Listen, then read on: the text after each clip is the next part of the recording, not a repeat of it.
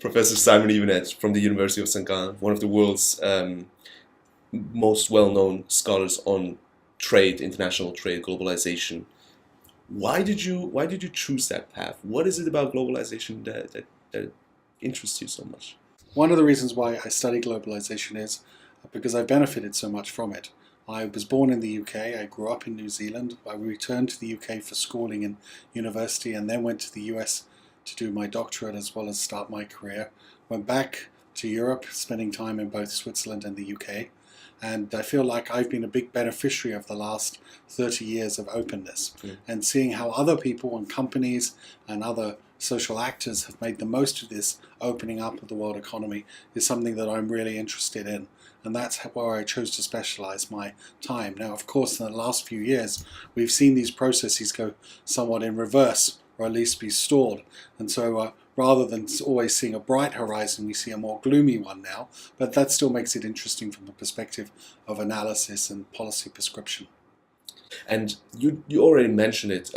It feels, or The Economist has written an article and called it Slowbalization. What they mean is that they claim that we have reached peak globalization and that it has at least slowed down, if not reversed. Do you believe that is true? And what are the drivers of that?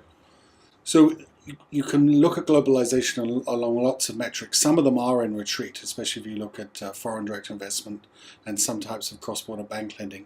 For international trade, on the other hand, what we're seeing is just slower growth. We used to have growth which was faster than of trade, faster than global incomes. Now it's slower.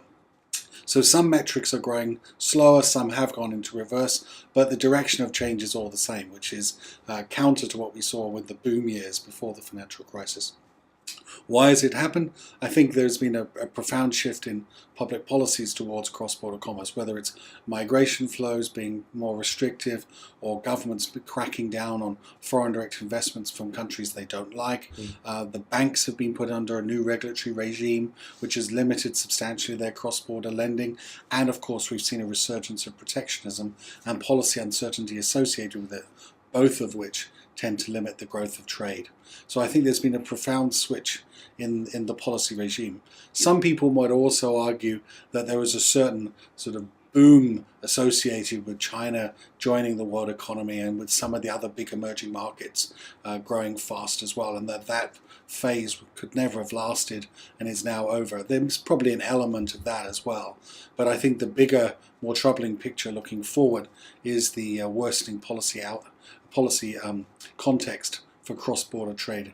What would you recommend? What should governments do now, and in order to accelerate global trade again?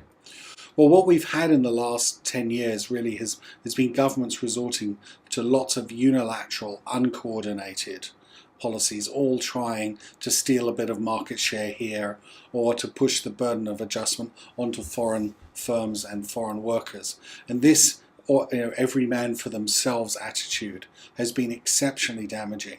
Now, we haven't had big catastrophic changes in policy like we had in the 1930s when the Americans raised tariffs across the board and everyone else copied them.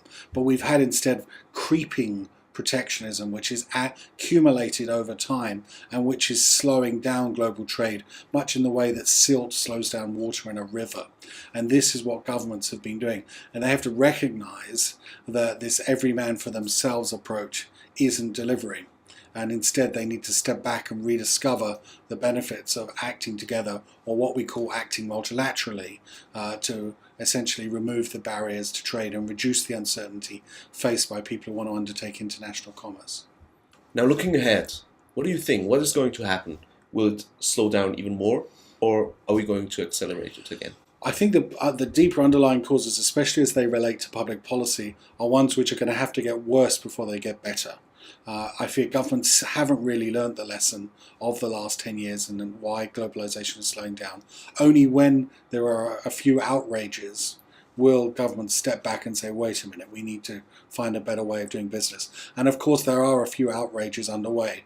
The US-China trade war and the accusations which are being lobbied across the Pacific are a particularly worrying dynamic. This could intensify in the months ahead, especially if the Americans and the Chinese cannot come to some type of deal in the first or second quarter of this year. And even if they do, there are going to be concerns that President Trump won't be able to stick to a deal and defend such a deal in the next presidential election. So I do think the next 12 months to 18 months will actually be very instructive in terms of the future course of globalization. The worst thing that can happen is that these big picture assaults by one government on another country's trade become more frequent, in which case we get dangerously close to the dynamics of the 1930s. And protectionism, which in the past had been creeping and quiet, becomes very overt and very public, in which case we would really have to fear for the future of globalization. Professor Simon Evenett, thank you very much for taking the time. Thank you.